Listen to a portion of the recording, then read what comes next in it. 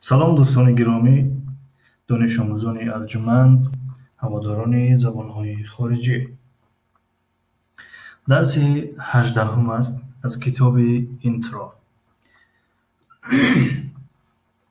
дар ин китоб дар дарси гузашта дар хотир дошта бошед дар бораи рангҳо гуфта гузаштем ва дар ин дарс як гуфтугӯи кӯтоҳро мегирем ва як бахши грамматикӣ дорем. саҳифаи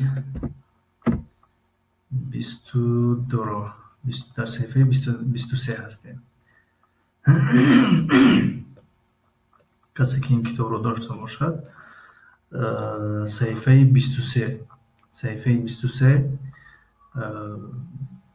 қисмати чаҳорум, яъне ҳамон юнит қисмати чаҳорум ва машқи савум. Conversation, гуфтугӯ, муколама. It's a disaster. яъне ин як фалокат аст, ин як мусибат аст. яъне унвони ин гуфтугӯ ин аст ки мусибат аст, фалокат аст, ё ин як мусибат аст, як фалокат аст. Listen and practice. خب اینجا درباره لباس‌ها سخن می‌رود. لباس‌ها را در ماشین لباسشویی داختند و آمدن که الکی رنگی بعضی لباس‌ها در لباس‌های دیگر گذشته است. در این گفتگو اشتراک میکنن پت و جولی. پت میگوید Great, our clothes are dry. یعنی عالی جناب. خب اینجا نگاه کنیم اول پت کدامش است و جولی کدامش است.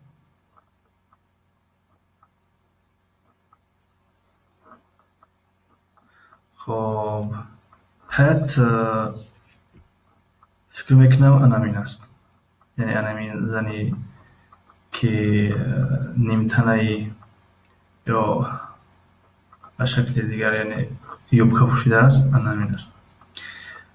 پت این زن هست و جولی اینش هست. خب نمیدونم موشک نمایان هست نیست در اکران. خب پت میگوید Great, our clothes are dry. عالی جناب، لباس‌های ما الکی خشک شدند. لباس‌های ما خشک هستند. یعنی آمدن دیدن که لباس‌ها خشک هستند. Where is my new blouse? یعنی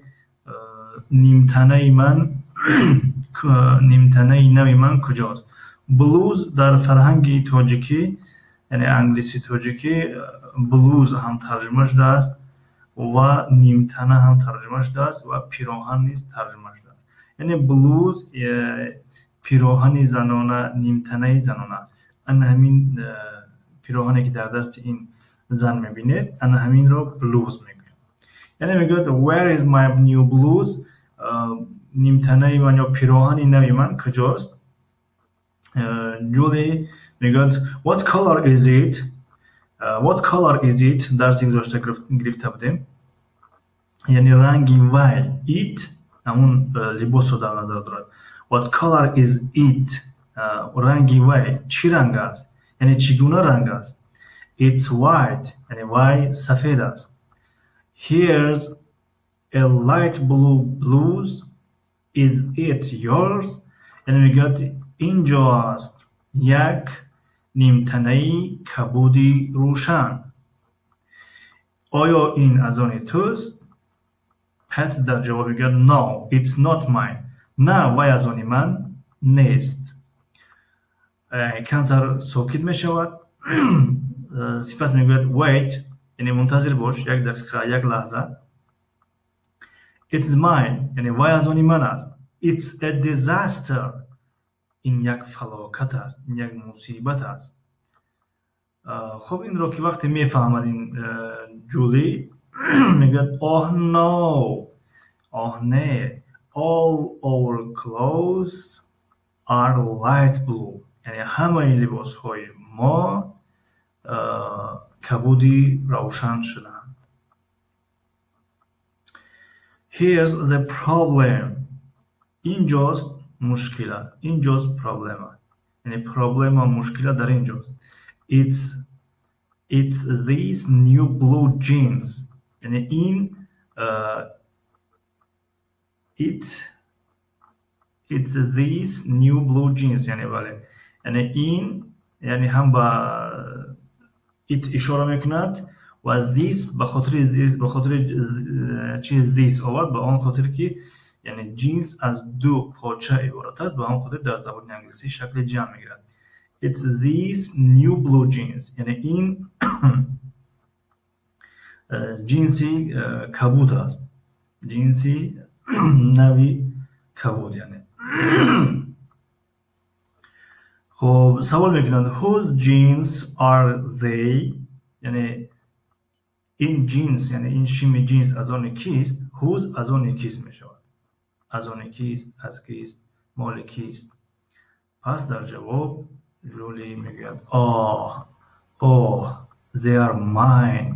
یعنی وای از آن من است. sorry ببخشید معذرت.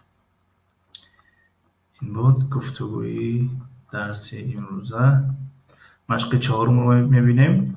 pronunciation the letters S and SH. یعنی pronunciation طرز تلفظ یا تلفظ نطق طرز گویش. the letters یعنی حرف های S و SH. listen and practice. گوش کنید و تمرین کنید. notice the pronunciation of S and SH. دقت نمایید توجه کنید به طرز تلفظ S و SH. suit یعنی فرق بین تلفظ S و SH چی است؟ همون رو میفهموند. suit shirt socks shorts scarf shoes. یعنی در همین جا هم در این کلمه هم S هست در اینش هم، لیکن وقتی که همراه H آمد پس ش تلفظ می شود. در زبان انگلیسی حرف علاهیده با نام ش وجود ندارد. SH ش تلفظ می شود. read the sentences. جمله ها رو بخوان. pay attention to the pronunciation of S and SH. یعنی دقت نما با طرز تلفظ S و SH. This is Sandra's new shirt. یعنی این پیراهن یا کرته نوی ساندرا است. These are some purple shoes. یعنی اینها در ترجمه این ترجمه میکنیم به خاطر پای افزال است. این پای افزال بنفش رنگ از آنی سم است. Where are my shoes and socks؟ یعنی پای افزال من و جوراب های من کجا هستند؟ My shorts and shirts are blue. یعنی شورت همون یعنی شیمی نیمتنه یا به زبان روسی شورتیک یعنی شیمی کوتاه و پیراهن یعنی پیراهن و شیمی کوتاه من چی است؟ کبود است. البته در ترجمه شیمی کوتاهی من کمتر دراز می شود. نمیدونم این رو در ترجمه دیگر چی ترجمه کردن. شورت به زبان روسی شورتیک می شود. شیمی کوتاه یا شورت اصلا خودش کوتاه می شود. کوتاه. اما شورت همون شیمی کوتاه رو در نظر دارد. خب در اینجا فکر میکنم که اینقدر کفایه است. در درس آینده درباره possessives یعنی ملکیت صحبت خواهیم کرد. با همین درس امروز رو به پایان میرسانیم. تا درس های نوبتی خداحافظ.